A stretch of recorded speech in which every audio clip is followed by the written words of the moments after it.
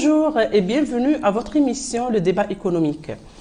InnovPlus. InnovPlus est une entreprise spécialisée dans le conseil et l'accompagnement des entreprises. Son objectif est de faire de la recherche scientifique et technologique un moteur pour créer des entreprises et générer des richesses au profit de l'économie nationale. Cette entreprise va organiser le mois de mars prochain un événement international dédié à l'industrie scientifique et technologique. Monsieur Moustapha Rahmani, le PDG d'InnovPlus, est l'invité de débat économique. Il est aussi le commissaire du Carrefour international de l'industrie scientifique et technologique qui aura lieu, comme je l'ai dit, le mois de mars prochain dans sa deuxième édition. Monsieur Rahmani, bonjour. Bonjour, merci beaucoup pour cette invitation. Monsieur Rahmani, pourquoi un salon dédié à l'industrie scientifique et technologique et quel est son objectif? Merci pour la question et je remercie le chiffre d'affaires pour cette initiative, louable bien sûr. D'abord, quand on parle de l'industrie scientifique et technologique, il y a deux panels ciblés là-dessus. C'est tout simplement le panel de la recherche scientifique à l'échelle nationale. On fait illusion aux centres de recherche universitaires, c'est-à-dire les laboratoires de recherche, et les centres de recherche extra-universitaires qui sont affiliés à la DGLSDT, le ministère de l'Enseignement.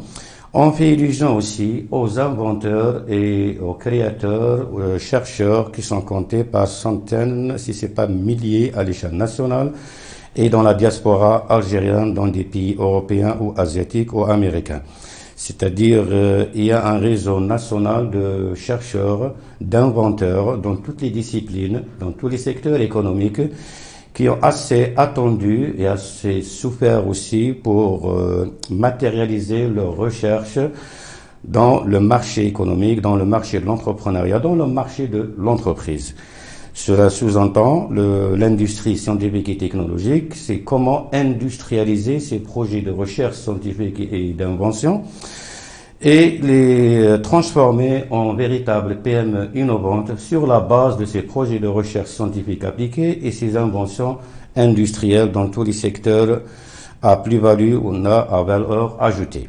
Ça, c'est le premier panel. Le deuxième panel, c'est bien les sociétés, les entreprises déjà dans le marché algérien, comptées par 1,90 000, si ce n'est pas pour plus ou au moins, tout secteur économique, y compris les services. Dans ces entreprises, on remarque, comme remarque tout expert, qu'ils ont terriblement besoin d'installer les services ou les départements d'innovation, recherche produit, pour s'adapter d'abord dans les mécanismes internes et externes de l'entreprise avec le marché national et international, surtout les standards internationaux, et de deux, pour vendre dans une période, le moins qu'on puisse dire, critique financièrement et économiquement, le passage et la traversée de désert, si j'ose dire, du Covid-19. Ça date depuis des mois et ça va encore durer. Alors, comment intégrer les solutions adéquates, compatibles avec ces entreprises dans le marché sur la base de cette recherche scientifique. C'est-à-dire, on fait illusion directement et on veut dire tout simplement, il est venu le temps d'intégrer la recherche scientifique en tant que produit innovant et bien sûr régulateur et catalyseur de toutes les entreprises déjà dans le marché. Je parle du secteur agroalimentaire, je parle du secteur industriel dans toutes ces branches, l'automobile, l'électronique, l'informatique, les énergies renouvelables. Je parle aussi des services, le tourisme, le service financier. Je parle également du BTPH. C'est-à-dire, on a un panel de chercheurs scientifiques comptés par milliers dans les universités comme les centres de recherche, ici en Algérie, comme dans des centres très poussés, très développés en France, comme en Allemagne, comme aux États-Unis. À l'international. À Et l'international. est-ce que l'université algérienne est impliquée dans ce projet, Monsieur Rahmani, surtout qu'elle s'est éloignée de l'économie depuis des années quand même?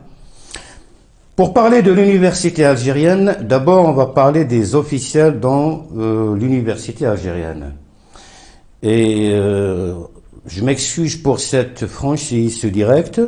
Là, on est en train de participer dans la construction de tout un pays économiquement vôtre, dans une période le moins qu'on puisse dire critique.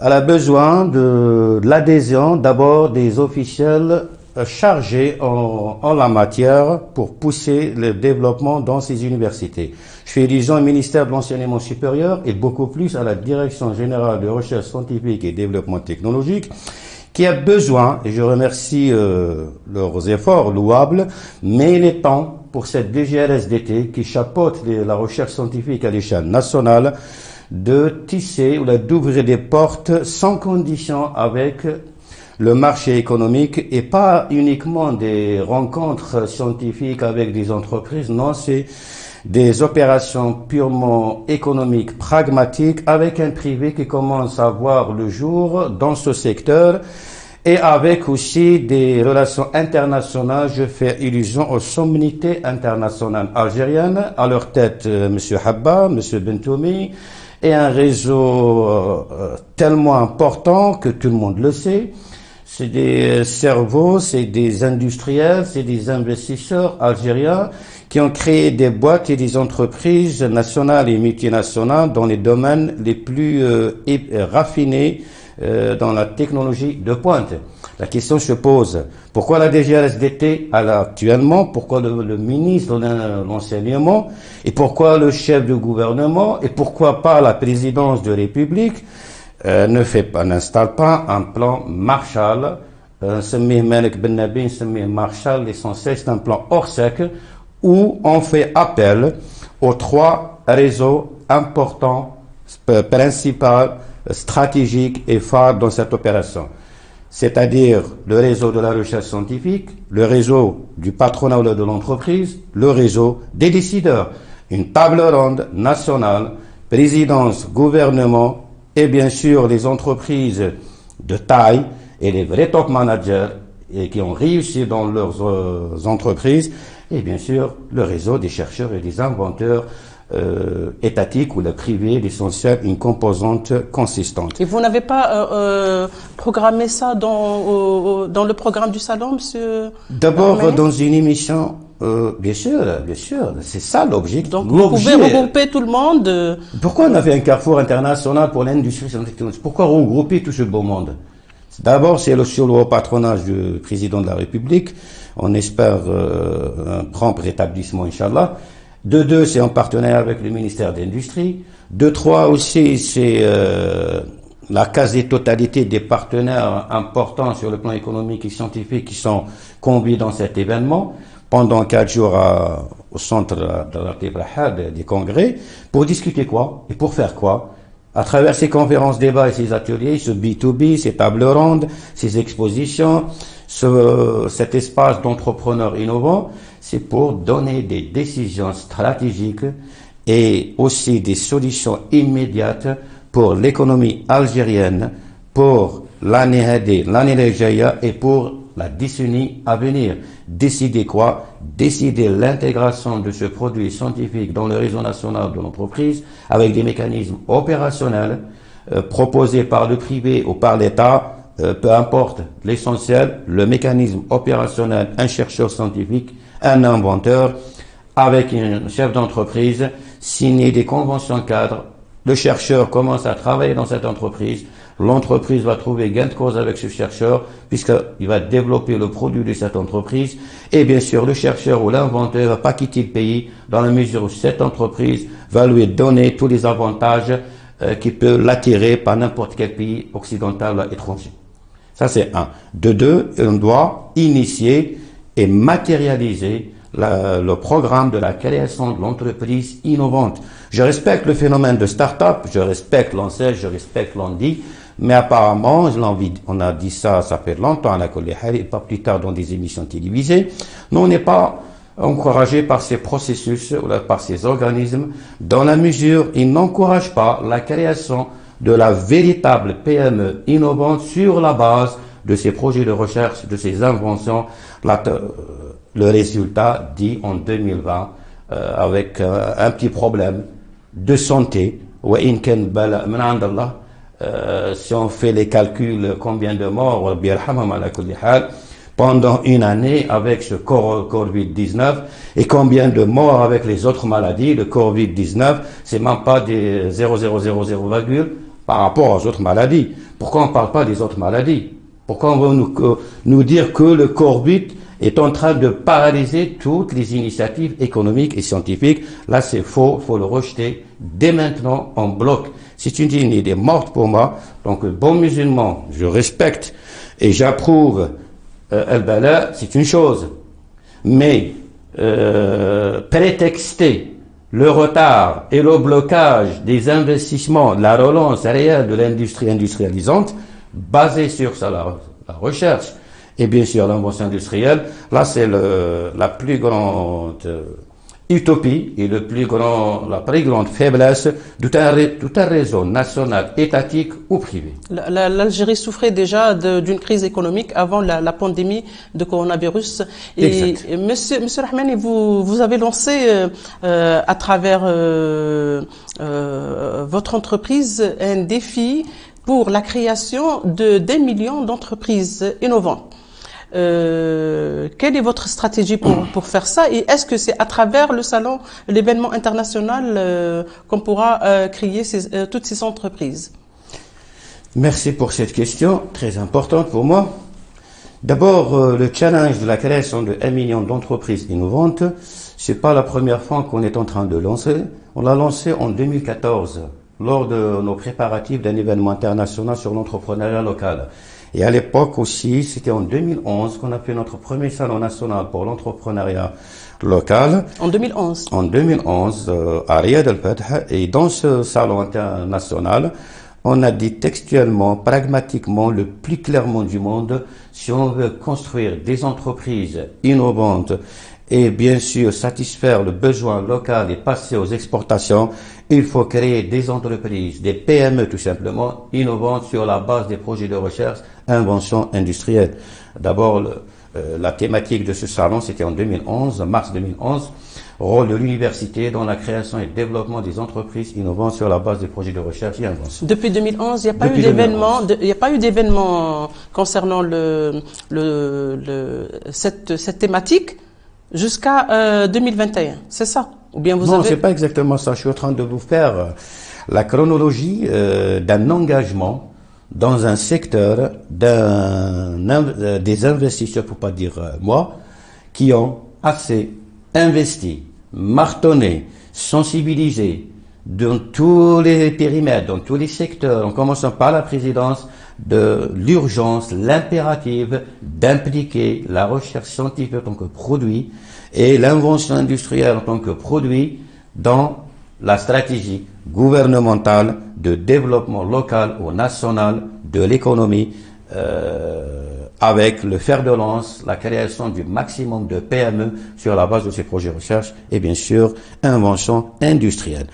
Actuellement, on est arrivé à un point où des entreprises, des patronats disent que l'investissement est stoppé.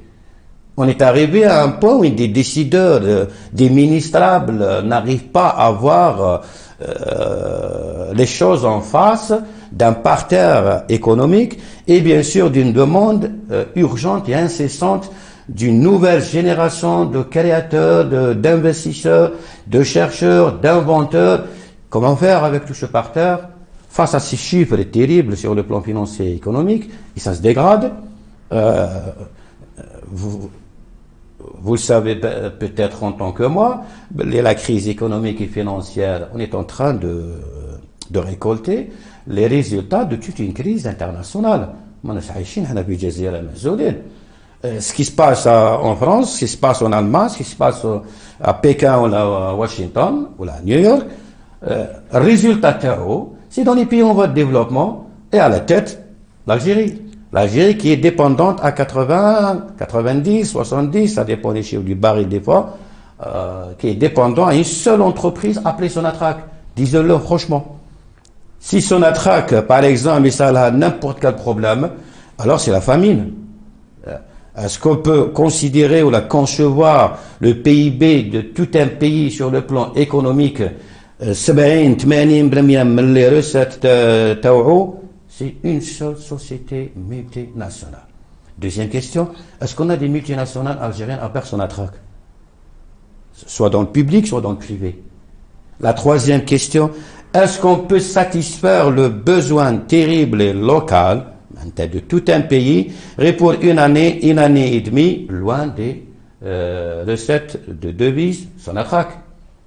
Là, les chiffres et la réalité est tellement alarmante qu'il faut passer au chantier réel, à l'opérationnel, de création de véritables entreprises. Si on parle des puissances, par exemple, l'Allemagne, si elle est numéro 1 mondial dans le réseau national de PME dans tous les secteurs, quantité et qualité, c'est parce qu'elle a jugé que c'est la PME, c'est l'entreprise, c'est le privé structuré sur la base de cette recherche, sur la base de cette invention et même l'autodidacte qu'il faut installer dans le marché de l'entrepreneuriat. Et il ne faut pas aussi ça fait des années, on le répète aujourd'hui, ce n'est pas parce que c'est un dispositif de création d'entreprise en Serge ou là on dit, ou la CNAC, ou la on ne crée pas des dispositifs pour dire on est en train de créer des entreprises. Alors, où sont les entreprises qui satisfont? Est-ce que dans ce climat d'affaires, un privé en Algérie peut lancer un challenge aussi important pour la création d'1 million d'entreprises, alors que des institutions étatiques qui ont vraiment des financements énormes, le ministère de l'Industrie et autres, n'arrivent même pas à créer une unité de fabrication de n'importe quoi? Pour répondre à cette question, tout ce que j'avais dit, c'était une préparation pour répondre à la question. Entre parenthèses, je ne suis pas là pour offenser qui que ce soit. Je ne suis pas là pour dire que le ministre d'Industrie actuel n'a pas fait son travail, ni le ministre des startups, ni le ministre du Commerce. Chacun fait ce qu'il peut. Mais là, je suis en train de stigmatiser une problématique, qui est un problème et problématique économique à l'échelle nationale, qui a des enracinements et des inspirations aussi profondes. Ça date depuis des années. Et je parle directement et automatiquement d'un renouveau économique réel basé sur l'instauration, d'abord l'élaboration, l'instauration du vrai modèle économique algérien. On n'a pas de modèle économique. Ça, c'est la question monumentale, problématique monumentale. Vous n'avez pas un modèle économique, alors chaque président dit, ou chaque gouvernement, il y a des programmes, des fois inspirés des programmes français, allemands, américains. C'est automatique, vous n'avez pas un autre choix. C'est une économie mondiale, c'est des réseaux financiers mondiaux. Vous devez vous exécuter au classe. Vous n'avez pas votre modèle économique. Oui. Alors vous devez payer les poids cassés, les résultats des modèles économiques, les superpuissances dont vous êtes dépendants. Ça, c'est une problématique. En 2019, le 20 avril, c'était à l'hôtel Montplanter, Stawali. On a fait une initiative, on a créé une conférence nationale du renouveau économique global. Et on a une plateforme de 10 recommandations. À la tête, c'était l'installation du modèle économique algérien. Et puis, la création de l'entreprise, assainissement des réseaux financiers, il y a beaucoup de choses. Revoir les traités financiers, économiques et même scientifiques de l'Algérie avec toutes les organisations mondiales. À la tête, le FMI, le BIRD. Et bien sûr, revoir aussi la stratégie de création d'entreprises qui n'a rien à voir avec la création réelle de la PME, de l'entreprise, dans la mesure où l'université est dans un monde et le marché de l'entrepreneuriat, le marché économique est dans un autre monde. Résultat final, on se retrouve avec des entreprises, avec des registres de commerce, des statuts, des bazars, des véhicules, mais le produit fini, on le trouve pas, on l'importe. Ça c'est un. On se retrouve avec des entreprises où le capital, où le chiffre d'affaires dépasse des milliards, largement des milliards en dinars, mais on se retrouve dans cette même entreprise, l'emploi, il est quasi nul, il n'est pas important. Alors, quel PME on a dans notre pays et quels sont les secteurs qu'on peut actuellement boucler ou combler, ne serait-ce que commencer par un iota. La problématique actuelle, on ne parle pas à la COLEF 2020, on a parlé en 2014, on a parlé en 2011, on a fait aussi, et on a matérialisé ça en 2016-2017 lors des préparatifs de ce premier Carrefour international. Là, c'était la deuxième édition. Et on l'a fait à l'IOSTHB. On a sensibilisé la présidence avec un projet d'une agence nationale d'innovation qui doit créer la vraie PME innovante. On a aussi donné un programme d'une compagnie internationale pour l'industrie scientifique et technologique. C'est un établissement privé. On a même donné des chiffres de la réalisation de ce projet. Avec le ministère de l'Enseignement, de l'Industrie à l'époque. Bon, on est dans une autre période. On a renouvelé le dossier avec l'actuel président, lors de la demande du haut patronage de cet événement international. On a déposé également le programme de l'industrie scientifique et technologique. On voit, avec l'actuel président, quelques ministrables, pour être très cartésien et très respectant le reste, il y a des choses qui sont en train de bouger. Mais la problématique est là toujours. Il y a des entreprises, la quasi-totalité.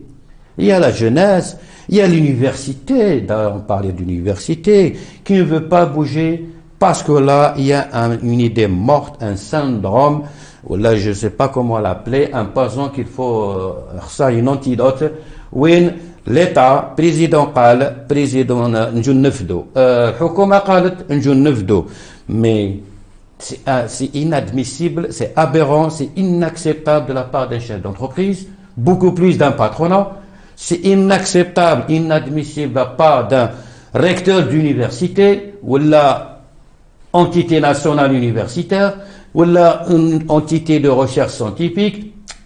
On demande à la jeunesse, dans le phénomène de start-up, de faire des initiatives, et nous, en tant que décideurs, je ne parle pas de moi, je parle de ces décideurs, et nous, en tant que patronat, le chef d'entreprise, on ne fait pas ces initiatives. Alors là, ça ne colle pas. C'est tout un système de gestion interne et externe des décisions stratégiques, économiquement parlant, qui est à refaire. À refaire en commençant par instaurer la notion du travail, instaurer le respect des compétences et instaurer pragmatiquement le plan Marshall. Je le répète, je l'avais dit le 20 juin dans un direct télévision Numédia, je l'avais répété, j'avais répété la droit aussi. Il faut un plan Marshall. Monsieur le Président de la République, j'avais dit textuellement, on interpelle, pour ne pas dire le jeu, le Président de la République pour un plan Marshall. Les حاب يخدم مرحبا به, اللي حاب غير les crédits d'investissement, cette époque est révolue. C'est-à-dire le réseau national des vraies entreprises, des vrais patronats, et le réseau national des vrais chercheurs scientifiques, privés et étatiques, et bien sûr l'expertise nationale, on en a. Pourquoi on ne fait pas appel à Habba? Pourquoi on ne fait pas appel à Bentoumi? Pourquoi on ne fait pas appel à une diaspora? On parle diaspora, mais faites le premier pas. C'est-à-dire regrouper les compétences publiques, c'est-à-dire étatiques, privées, scientifiques, économiques, financières, dans un on l'a appelé un carrefour international pour l'industrie scientifique et technologique. On est en train de faire de tout partout. Et comment réussir donc votre challenge, M. Rahmani? Est-ce que vous avez fixé des délais ou moi pour... Oui, bien sûr. Non. Il y a une chose qu'on va éclaircir là-dessus. Lorsqu'on a dit créer 1 million d'entreprises innovantes... Vous avez fixé des délais. Mais c'est une décennie, c'est un programme d'une décennie. Madame, l'Allemagne était... le Japon était détruit quasi totalement, terriblement en 1945. Il n'y avait ni ressources naturelles, ni pétrole, ni gaz, ni rien du tout. Il y avait aussi la guerre. Il y avait الاستعمار الأمريكي اللي دخل في اليابان. خرج الاستعمار الأمريكي من اليابان 45 55 ماشي 30 ans, ماشي 40 ans, ماشي 60 ans. 45, 55, une décennie. Le Japan, superpuissance régionale maintenant dans l'Asie, économiquement parlant. C'est-à-dire, lorsqu'on parle des stratégies, il faut d'abord donner la visibilité, la traçabilité d'un plan stratégique dans les 50 ans. Il y a des décideurs et des experts qui sont payés pour ça, travaillent pour ça, avec l'amour pour le pays, bien sûr. De deux, lorsqu'on parle de l'opérationnel, on a des plans d'action, t'as les 10 ans, t'as les 15 ans, t'as les 20 ans. Et à partir de ces plans, par exemple, un plan de 10 ans, on passe à l'opérationnel, t'as des plans de 3 ans, 5 ans, 7 ans. Et à partir de là, on a des tactiques opérationnelles, t'as les 6, et les 12, et les 18 mois, et ainsi de suite. Dans cette optique, dans ce challenge, 1 million d'entreprises à créer, ce n'est pas Innov+, la société qui se développe à l'échelle nationale, même internationale, qui va créer elle-même. Donc avec le soutien d'autres institutions. Non, je vous éclaircis la chose, pragmatiquement votre. Je sais que cette question vous aspire et vous attire le plus terriblement, parce qu'on n'arrête pas de me poser cette question. Et je vous salue. Créer 1 million d'entreprises innovantes, c'est pas Innov+. Innov+, a un mécanisme d'accompagnement, de création d'une entreprise innovante avec les chercheurs, les inventeurs, les autodidactes, un plan d'affaires qu'on propose, et c'est fini, la banque c'est bon, un plan d'affaires, directement. Le 5e mois, actionnariat avec une société qu'on va vous proposer, et bien sûr le 6e mois, c'est Innov+ qui va intervenir matériellement et financièrement avec 40% de l'enveloppe totale du projet de création d'entreprises innovantes avec des conditions, mais c'est un crédit sans intérêt de 7 ans. C'est le nouveau mécanisme financier. Basé sur la notion du travail, parce qu'il y a des conditions pour le porteur de projet, c'est-à-dire une fois souscrit à qu'il y a un plan d'affaires avec un contrat bien sûr, et qu'il y a un tableau de bord, qu'il y a la formation, qu'il y a beaucoup de choses à faire, c'est un travail moussal. Mais on a se jugé, et après études, et après expérience, et après, mon avis personnel, je peux pas trouver, c'est pas parce que c'est nous qui avons fait ça, mais dans le marché, je ne pense pas qu'il y ait plus meilleur, plus rapide, plus direct, plus concrétisable que ce produit par la création d'entreprises innovantes en 6 mois, loin des mécanismes bancaires. Parce que pourquoi? Ça ne veut pas dire qu'on est contre banque, non. Il y a des inventeurs, il y a des chercheurs, il y a des autodidactes, il y a des idées de jeunes, ou là ça ne veut pas dire pour le jeune, de 60 ans, pas de une entreprise, une start-up, ou là une entreprise. Des porteurs de projets. Porteurs de projets, barakallahu fik. Il y a des projets qui consistent déjà à la préparation du prototype, ou là, le produit Diallo, c'est des sommes qui dépassent par exemple les 20 millions de dinars, 30 millions de dinars, 50 millions de dinars. Un exemple, une invention circuit intégré ou là un mécanisme pour créer le microprocesseur. Et on a des dossiers souscrits à Anna, c'est des génies, super génies, Allah يبارك. باش توجد انت هذا le fibre optique ولا باش توجد هذا circuit intégré pour installer le microprocesseur, هذه يقدر des installations technologiques trop coûteuses. باش توجد produit. غير باش توجد le produit. Bon, mais dans les secteurs, ce sont des installations coûteuses. C'est un exemple. Pour créer des vrais PME, Radoua qui travaille le marché va satisfaire le marché local et c'est directement les devises en euros et en dollars. Est-ce qu'un projet pareil, vous pouvez le soutenir financièrement, pardon? On peut pas soutenir quelqu'un financièrement sauf condition il a un projet consistant. Un projet d'une future entreprise à valeur ajoutée économiquement. Dans tous les secteurs économiques. L'industrie, en général, l'industrie automobile, électronique, informatique, électroménager, l'agriculture dans toutes ses branches, les énergies renouvelables, le service, le tourisme, le service financier, tous les secteurs économiques. Les applications web, le développement web. Quand il y a un projet consistant, il y a une étude qu'on va faire, et avec des spécialistes aussi, c'est-à-dire si c'est une invention, c'est un spécialiste scientifique, si c'est une idée directement industrielle, il y a des gens qui sont dans la matière, c'est-à-dire il y a une étude préalable, pas approfondie, essentielle, on détecte que le projet peut se transformer, se matérialiser en une entreprise. Ça c'est un. De deux, il y a un plan d'affaires avec un contrat à signer aussi, où le porteur de projet doit s'incliner sans condition pour faire un travail consistant intensif pendant 6 mois pour créer l'établissement du 6e mois. Le travail il est basé sur le travail. En français en arabe. C'est réalisable. ما تخدمش هذه تاع نعطوك سيبونسيون نعطوك كذا وبعد تبدا هذيك سي با شي انو بليس سي با نوتر دادا on n'était pas en train de vendre des rêves. Monsieur Ahmani, Innov Plus s'est engagé aussi à créer une entreprise pour un délai de 6 mois. Exactement. En tant que porteur de projet ou bien pour les porteurs de projet, quelles sont les étapes pour avoir une idée ou moins comment créer une entreprise dans 6 mois? Dans notre page Facebook, oui. Innov Plus Company et la chaîne YouTube Innov Plus, خرجنا des YouTube صغار, un montage très important. نشرحوا فيه الآلية, les étapes تاعها. Il y a un mécanisme spécial pour la création. Il y a un plan, bien sûr, il y a un plan à suivre. Il y a un programme avec un plan d'action et avec une supervision hebdomadaire, avec un tableau de bord. Il y a des opérations commerciales qu'il va faire, des opérations de web, des séminaires organisés chaque mois. Il y a même l'idée de son projet. Pour les porteurs de projet. Exactement, pour les porteurs de projet.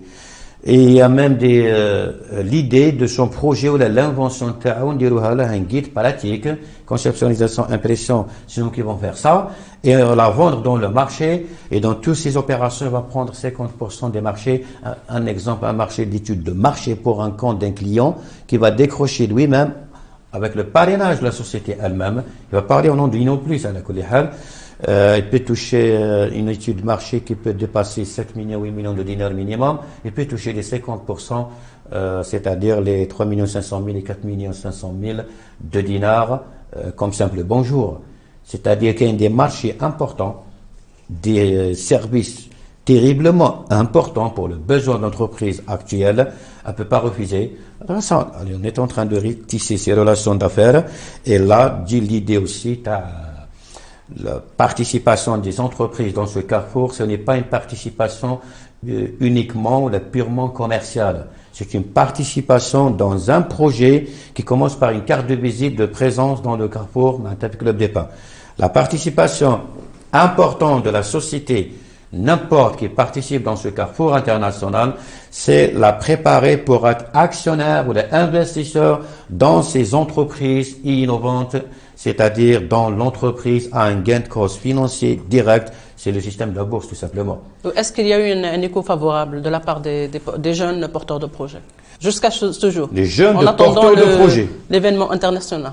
Ah ben, il faut rentrer dans la page Facebook. Aujourd'hui, j'ai un direct, un live hebdomadaire, 20h. Et vous allez remarquer vous-même qu'il y a une demande terrible et incessante pour souscrire au Carrefour, au programme de création d'entreprises innovantes. C'est-à-dire, donner des prix presque gratuits, يشارك في الصالون الدولي هذا, ونديروا له لو ستون ويشرح ليدي تاعو, ونديروا bon déjeuner الاخر ثاني تحملناه, درنا بزاف صوالح pour un chiffre dérisoire pour les porteurs de projets. L'objectif تاعو c'est pour commencer هذه الآلية تاع la création de l'entreprise innovante تاعو en 6 mois. On a des inventeurs, des chercheurs, des autodidactes, des jeunes de 20 ans, des messieurs de 40, de 50, des dames, des filles, c'est-à-dire apparemment presque dans toutes les wilayas. Adrar, Béchar, Ouargla, Tizi, Bougie, Oran, Constantine, Mila, c'est-à-dire tout le territoire national. Presque tout le territoire national. Je suis pas en train de faire la publicité gratuite, mais c'est le réel. C'est des projets, tu as des jeunes, ou là, des cadres, ou là, des promoteurs qui ont eu leur ras-le-bol avec les dispositifs, qui n'ont pas fait leur rôle la décennie faite, et qui ne pouvaient pas aussi s'impliquer dans ces dispositifs, qui a un large panel, qui ne croit pas aux intérêts bancaires, qui a été freiné. Par exemple, des dizaines, des milliers, c'est un parterre terrible, qui a des jeunes, ou qui a des cadres, qui ont de l'argent frais, liquide, et ne veut pas traiter avec les banques. Alors, l'État à l'époque n'a pas étudié. Il n'y a pas une étude réelle, stratégique, ou là de marketing, ou là de marché, dans l'entrepreneuriat, avant même de lancer n'importe quel dispositif, ou n'importe quelle option dans ce même dispositif.